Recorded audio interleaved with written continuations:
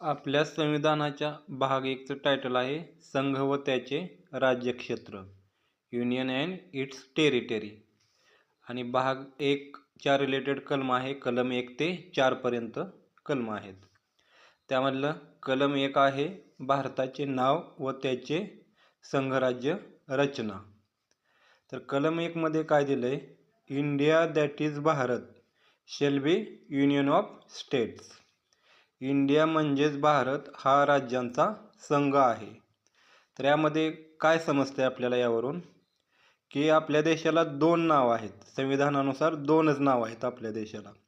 एक आहे इंडिया आणि दुसरं आहे भारत. ही 2च नाव आपल्या देशाला संविधानानुसार आहेत. आणि पुढं काय लिहिलंय, हा राज्यांचा संघ आहे.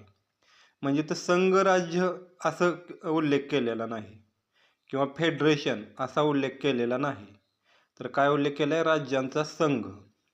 जर इथं फेडरेशन जर उल्लेख केला असता किंवा संघराज्य जर उल्लेख केला असता तर त्याचा अर्थ काय झाला असता, की राज्यांना स्वतंत्र बाहेर पडण्याचा पण अधिकार आला असता. आपल्या देशातनं बाहेर पडण्याचा अधिकार सुद्धा आला असता जर इथं संघराज्य किंवा इंग्लिशमध्ये फेडरेशन असा उल्लेख केला असता तर.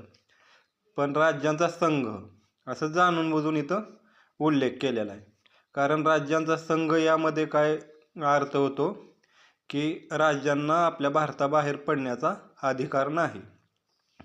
आणि आपल्या केंद्र सरकारला पुढे जाऊन कलम 3 प्रमाणे राज्यांमध्ये फेरफार करण्याचा पण अधिकार आहे.